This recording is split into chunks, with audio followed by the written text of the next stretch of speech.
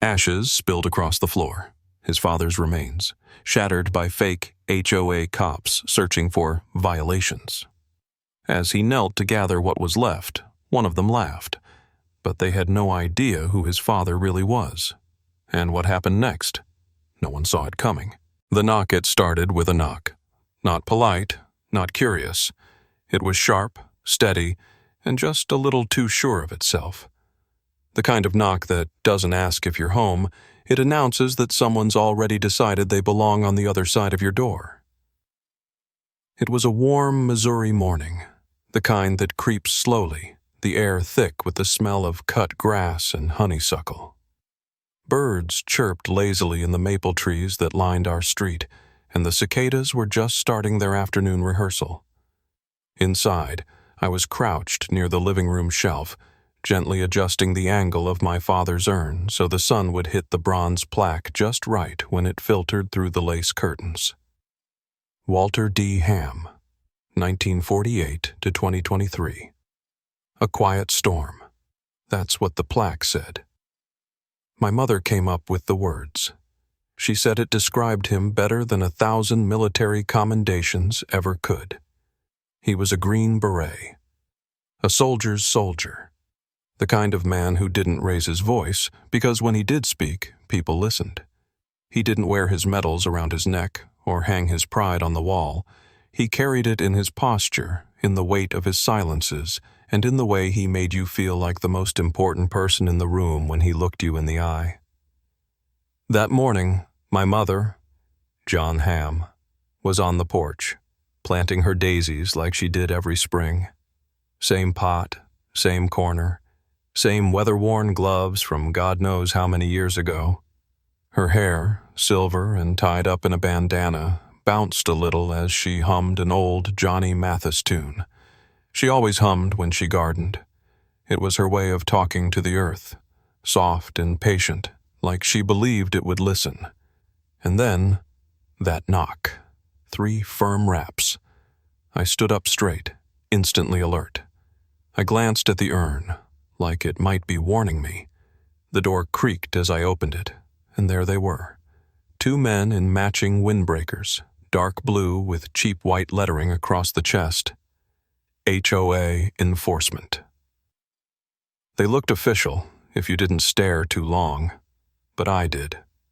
No badges, no names, no ID, just arrogance and knock-off authority. The taller one stood with his hands on his hips, legs slightly apart like he was posing for a mugshot he thought he'd enjoy. Wraparound sunglasses, buzz cut. He was chewing gum, hard, and never stopped moving his jaw. The shorter guy held a clipboard with what looked like pre-filled violation slips, his pen already uncapped like he knew he'd be writing something. "Afternoon, sir," the tall one said, his tone a mixture of fake friendliness and smug condescension. "We've had reports of an unauthorized memorial display on this property. HOA Section 7, Subpart B. Mind if we take a look?" I blinked, unsure if I'd heard him right. "Unauthorized memorial?" I repeated. "What, you mean the flowers?" He jutted his chin toward the house like he already knew what he was about to say would strike a nerve. "No, sir. That shelf inside your front window with the—" He made a vague circle with his gum-chewing jaw. "Wooden container." I stared at him for a long beat. Then I laughed. Not because it was funny, but because it was so stupid I thought surely this was some kind of prank. They didn't laugh. "That's my father's urn," I said. "And we're not part of the HOA. Haven't been for 10 years. We opted out when they tried to fine us for not edging the sidewalk during drought season." The shorter one flipped a page on his clipboard, pretended to scan something, then spoke without looking up. "You're still within the district," he said, "and anything visible from the street falls under jurisdiction." That word, jurisdiction. It hung in the air like an insult, like they'd spit on my father's grave without even bothering to visit it. I narrowed my eyes. "Do you have a badge?" They glanced at each other. Didn't answer. I didn't wait. I shut the door, firmly, not slammed but loud enough to make a point, and locked it. Then turned around, heart pounding in a slow, deep rhythm. I moved to the porch and called down to Mom. "Go inside, Ma. Now. Lock the back door, too." She looked up, confused. She saw something in my face that made her drop her trowel mid-scoop and disappear into the house without another word. I turned the bolt behind her. I thought that would be it. I thought they'd leave. They didn't. Instead, I heard the sound of boots on the wooden steps, then the jiggling of the doorknob, then glass. Shattering. It wasn't the porch lamp. It wasn't a window. It was inside. I ran into the living room, every step echoing like thunder in my ears. And there it was. The shelf, toppled. The urn, my father's urn, was in pieces. Walnut splinters scattered across the floor and a fine gray powder. His ashes, fanned out across the wood, like the aftermath of a bomb no one saw drop.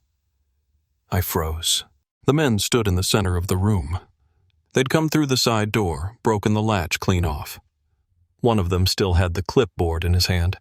The other pointed at the remains on the floor like he was discovering evidence. "Violation confirmed," he said flatly. I dropped to my knees.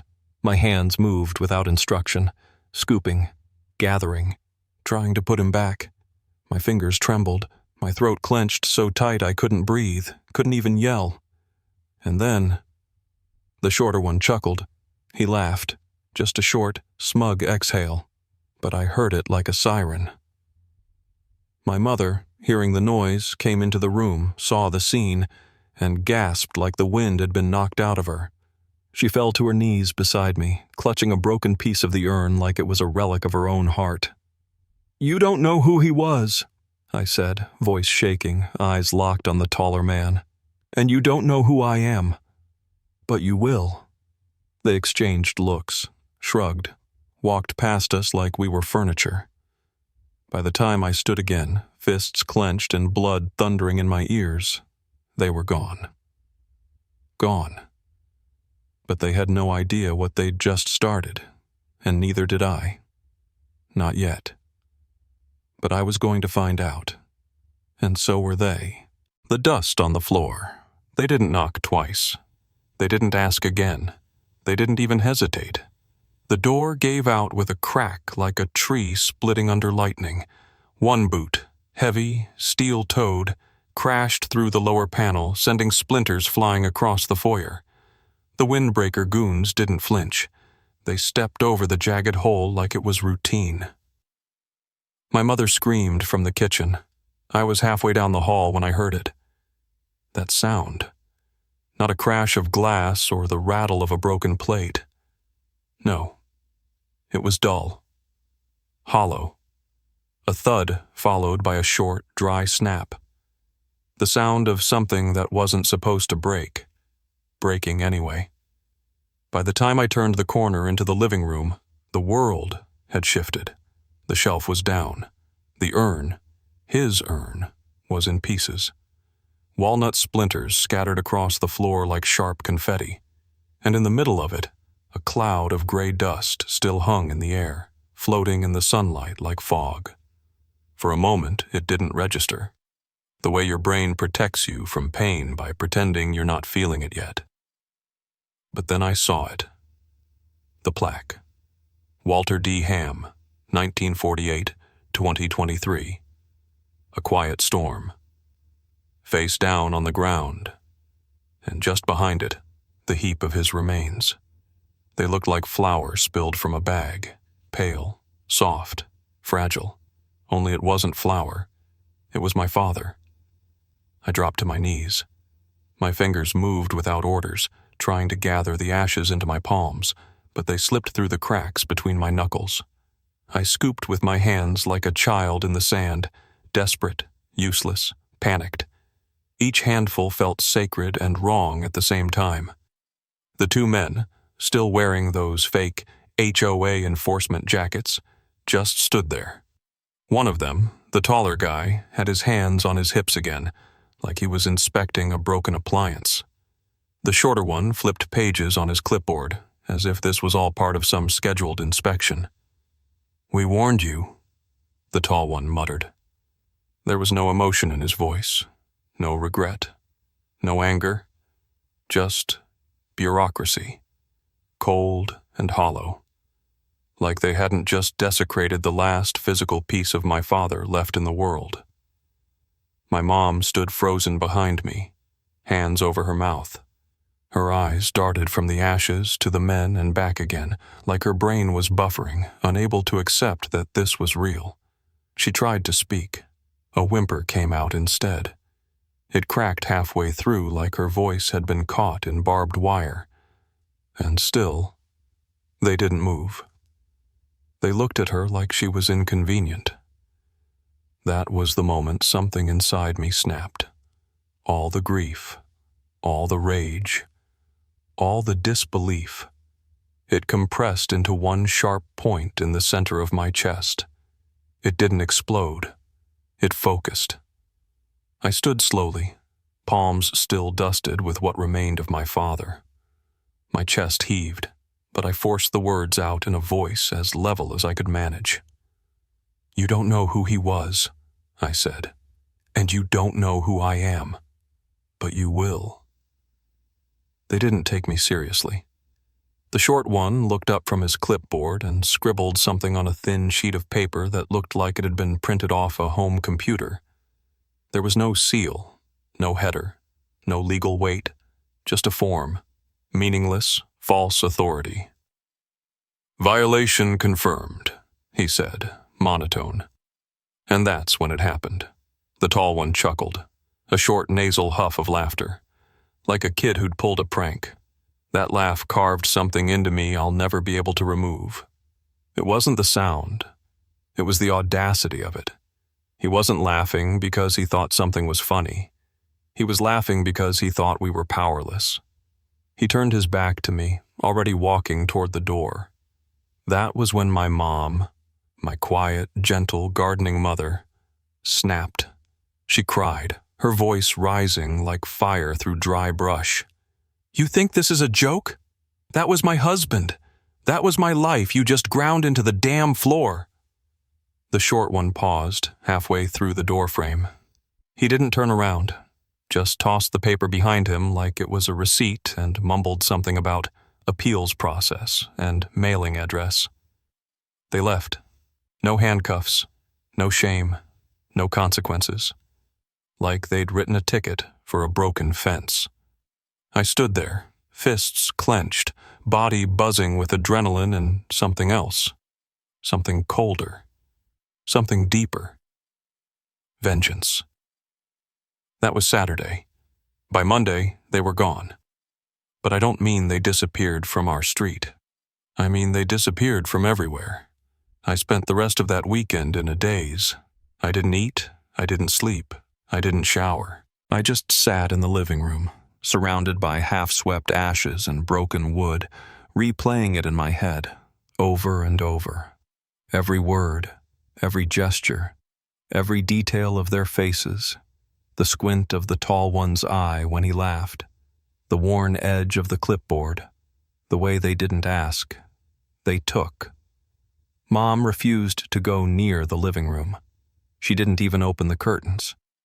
She just stood in the hallway sometimes, staring through the doorway like it was a battlefield. Sunday night, I set up the security footage. I pulled the files from our cloud storage. We had 3 cameras, one on the porch, one in the living room, and one at the back door. All 3 recorded every second. I watched them break the door. I watched them knock over the shelf, not by accident, but with clear, deliberate movement. One reached up, saw the urn, and shoved it aside like it was clutter. No hesitation. I watched them stand over us. I watched them laugh. And then I saved every file in 4 different formats and uploaded them to a folder titled Fake HOA Criminals. And then I waited. But Monday morning didn't bring justice. It brought confusion. The search. I tried to report it. First to the local police, then to the sheriff. And you know what I heard? They're not on file. There's no enforcement team under that name. Could be private security, but nothing. I filed a report, gave them video footage. My home security camera caught their plates, their faces, clear as day. The investigator ran them through every system they had. Nothing. The plates didn't exist. The names were fake. The IDs they flashed were fake. And when we checked the HOA, they had no record of any enforcement visits that week. Meanwhile, my father's ashes, what we could salvage, now rested in a mason jar on the mantel. The urn was in pieces, just like the silence that used to live in our home, until someone knocked again. But this time, it wasn't the fake cops. It was a man in a gray suit. Unmarked car. No government seal. Just a folder and a question. Did they say anything before they left? That's when I knew this went deeper. The vanishing. Turns out they weren't just fake HOA cops. They were part of a 3-man scam unit impersonating property officials across the county, extorting fines, intimidating homeowners, and vanishing before anyone could file. Only this time, they chose the wrong house. A retired Green Beret's house. And the story, the smashed urn, the fingerprints, the footage, it all hit a nerve. The folder man? He was internal affairs from somewhere, and the video we posted online went viral within 2 hours. Fake HOA cops shatter urn of decorated veteran. Grieving family confronts phony officials. Thousands of comments, people furious. Veterans groups got involved. Local news picked it up. 2 weeks later, all 3 were found. Not arrested, not questioned. Gone. Their car was discovered burned out in a riverbed 60 miles from here. No fingerprints, no plates. Just a badge, fake, melted into the dash. Some say they ran. Others say someone made them disappear. Me? I know my dad, and I think somewhere, somehow he handled it. Now, the mantel holds a new box, mahogany, reinforced, laser-etched with his name, and above it, a small sign mounted on brass. It reads, "No one violates this home again." Because justice isn't always about courts. Sometimes it's about memory, and this time memory fought back.